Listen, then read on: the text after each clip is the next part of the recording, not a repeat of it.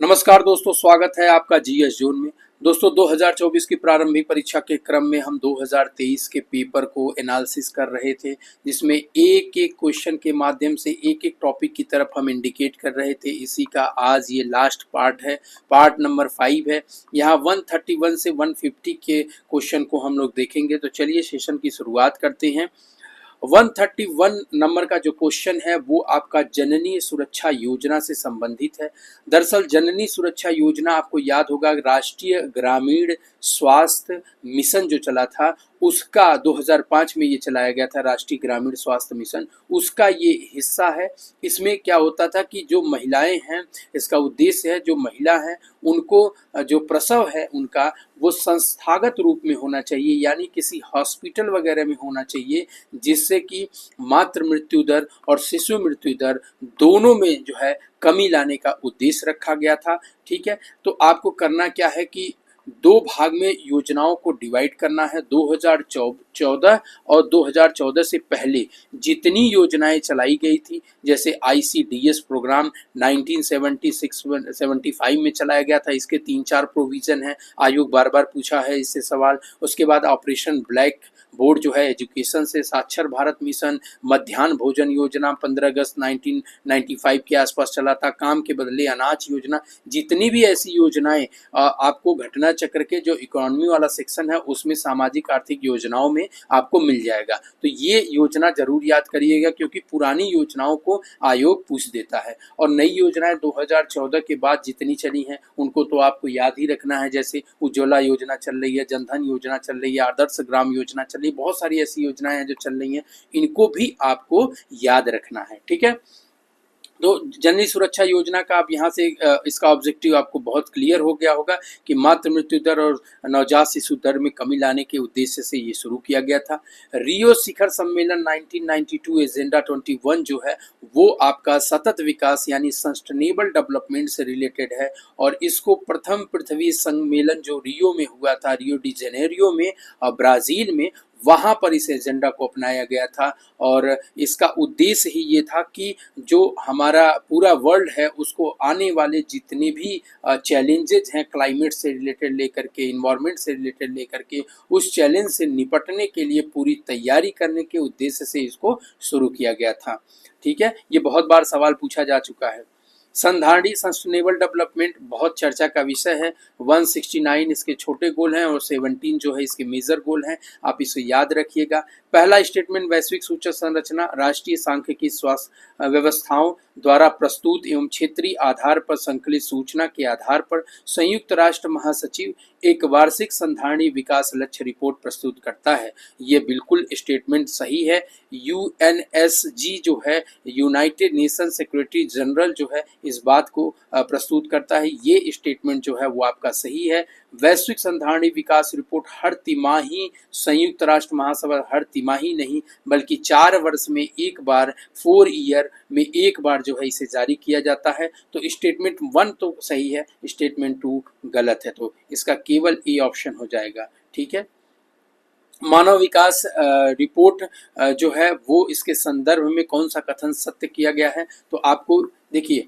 Report से related सवाल हर साल आयोग 1-2 रिपोर्ट जरूर पूछता है। बहुत सारी रिपोर्ट हैं, आप पीटी की परीक्षा के क्रम में, तैयारी के क्रम में जब जाते हैं तो उसमें आप कम से कम 20-25 रिपोर्ट, उनकी रैंकिंग और उसे जारी करने वाली संस्था का नाम आप याद करके जाते हैं। जैसे शांति सूचकांक हो गया, मानव विकास रिपोर्ट हो गई, सतत विकास रिपोर्ट हो गई आपकी, और बाकी पासपोर्ट रिपोर्ट हो गया, और गुड गवर्नेंस रिपोर्ट हो गई। बहुत सारी ऐसी रिपोर्ट हैं जिनको आप याद करते हैं। तो याद करने के क्रम में 2 बातों का ध्यान रखना है। पहले तो इंडिया की रैंकिंग क्या है, टॉप पर कौन है, ये याद रखना है, और दूसरा इसे जारी करने वाली संस्था का नाम आप जरूर याद रखिएगा। जैसे ये मानव विकास रिपोर्ट जो है ये आपका जारी किया जाता है यूएनडीपी द्वारा, यूनाइटेड नेशनल डेवलपमेंट प्रोग्राम है, ये इसे जारी करता है। और अभी इंडिया का जो स्कोर है वो रिसेंट वाले में 134 के आसपास हो गया है, तो ये देख लीजिएगा 193 कंट्री में 134 नंबर पे आ गया है इंडिया। तो ये सवाल जो है नया हर बार हो जाता है, तो देख लीजिएगा। प्राकृतिक संसाधनों का वर्तमान पीढ़ी द्वारा इस प्रकार उपयोग की प्राकृतिक संसाधनों का न्यूनतम क्षरण हो सके, ये भी उसी सस्टेनेबल डेवलपमेंट प्रोग्राम जो हमारा चल रहा है सस्टेनेबल डेवलपमेंट की तरफ ही, देखिए यहाँ है भी सस्टेनेबल डेवलपमेंट, इसी को इंडिकेट करता हुआ है कि भैया अगर थोड़ा भोजन है या थोड़ी प्राकृतिक चीज़ें हैं, वो हम उसका आधा या इतना ही यूज करें जितना कि हमारे काम उससे चल जाए, बाकी का हम आने वाली पीढ़ियों के लिए जो है वो दे दें। ठीक है, तो इसको बोलते हैं सतत विकास। ठीक है, पीएम गति शक्ति योजना बहुत चर्चा का विषय रहा है। ये मल्टी मॉडल कनेक्टिविटी को बढ़ावा दे रहा है, और जो भी बुनियादी ढांचा जो हमारे देश में बन रहा है, जितना भी रेल संचार माध्यम है, जैसे जल है, रेल है, बंदरगाह है, एयरपोर्ट है, सड़क है, और इन सब को, इस सारे लॉजिस्टिक को मजबूत करने के लिए जो है लगातार गवर्नमेंट इस पे प्रयास कर रही है। ये योजना जो है आपको अभी भी याद रखनी है, बड़ी योजना है, बहुत पैसा इसमें लग रहा है। 2021 में ये योजना शुरू की गई है। ऐसे बहुत सारी योजनाएं जो अभी सेंट्रल गवर्नमेंट की रनिंग में है, उन योजनाओं को भी आपको ढंग से याद करना है। ठीक है, तो यहाँ पर ये स्टेटमेंट फर्स्ट नंबर गलत हो गया। 2021 में इसकी शुरुआत हुई थी, और सेकेंड सड़क, रेल, बंदरगाह और जल संसाधन, लॉजिस्टिक, इन सब का जो बुनियादी ढांचा है उसको मजबूत करने के लिए ये किया गया है। तो ये दूसरा स्टेटमेंट आपका सही है। तो ऐसी योजनाएं जितनी भी अभी चल रही हैं आपको याद रखना है। ठीक है, संघीय बजट जो अभी नया वाला बजट आएगा उसको आपको पढ़ के ही जाना है। जनसंख्या अस्थायित्व का जो लक्ष्य है वो 2070 तक के लिए रखा गया है। तो आपको करना ये है कि जितने भी इंडिया के जो टारगेट हैं भविष्य में, फ्यूचर में जितने भी उसने टारगेट रखे हैं वर्ष का, जैसे मान लीजिए आपका 2025 है, वो आपका है $5 ट्रिलियन की इकॉनमी जो है वो भारत बनना चाहता है। 2027 तक जो है उत्तर प्रदेश $1 ट्रिलियन की इकॉनमी बनना चाहता है। 2030 तक हम लोग सस्टेनेबल डेवलपमेंट की प्राप्ति की ओर बढ़ रहे हैं। 2047 की तरफ ऊर्जा आत्मनिर्भरता यानी एनर्जी को जो है निर्भरता की तरफ आगे बढ़ रहे हैं। और इसके बाद 2070 तक नेट जीरो का लक्ष्य हम लोग रखे हैं। कार्बन इमिशन में जो है वो जीरो कर देंगे, तो उसका लक्ष्य लेकर के चल रहे हैं। तो ठीक है दोस्तों, तो ऐसे जितने भी भविष्यगामी हमारे टारगेट हैं वो आप अच्छे से याद रखिएगा। हर बार ऐसे एक सवाल आयोग जरूर पूछता है, ये फिक्स है कि एक सवाल जरूर यहाँ से पूछा जाता है। अगला सवाल केंद्रीय बजट से है, तो पढ़ के जाना है। आर्थिक बजट का सवाल है, इसको भी आप आगे पढ़ के जाएंगे। यहाँ पर देखिए निर्धनता के प्रकार पूछा है, तो ये जब वहाँ पढ़ते हैं आप तो पता चल जाएगा कि जो आपका एब्सोल्यूट पॉवर्टी होती है, रिलेटिव पॉवर्टी होती है, सब्जेक्टिव पॉवर्टी होती है, फंक्शनल पॉवर्टी नहीं होती है। केवल इसका जो है स्टेटमेंट बी ही सही है।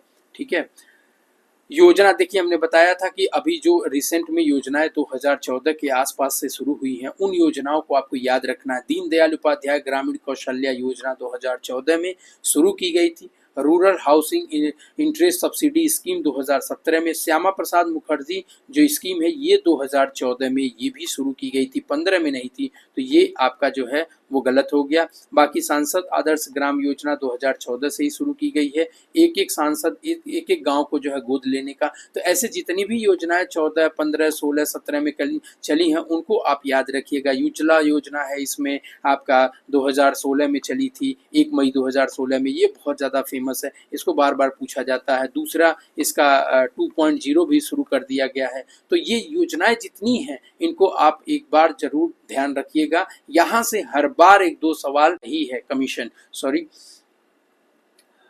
उसके बाद 144 नंबर का क्वेश्चन है, यूपी गवर्नमेंट से रिलेटेड योजना जो चल रही है वो अनूठी उपहार योजना उस समय चल रही थी। कोविड में जो टीकाकरण था उसको बढ़ावा देने के लिए यूपी गवर्नमेंट शुरू की थी। तो यूपी गवर्नमेंट की भी जब आप पढ़ेंगे ना करंट अफेयर, तो वहाँ पर रिसेंट में जितनी भी योजनाएं यूपी गवर्नमेंट ने नई शुरू की हैं उसको आप जरूर देख लीजिएगा। मातृ शक्ति उद्यमिता योजना बिहार सरकार की चली थी, और कौशल्या मातृत्व छत्तीसगढ़ की। स्त्री निधि योजना जो चली थी वो आपकी आंध्र प्रदेश और तेलंगाना ने इसे शुरू किया था। तो केवल यूपी का एक ही योजना ऐसी है जो चलाई गई है।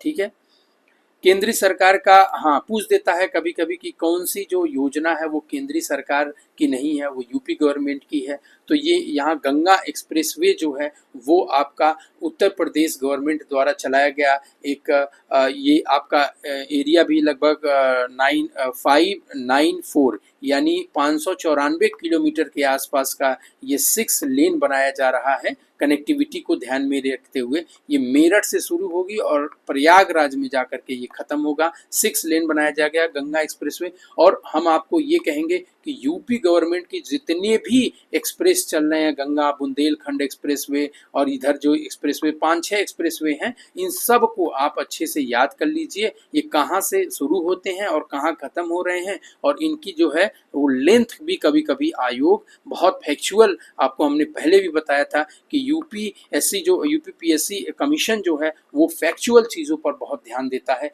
तो वो आपको याद करना ही पड़ेगा, इसका कोई विकल्प नहीं है। From dependent to self reliance की जो बिमल जलान की ये बुक थी, बुक भी हर बार एक नया बुक भी पूछता है, एक पुराना बुक उठा के पूछ देता है।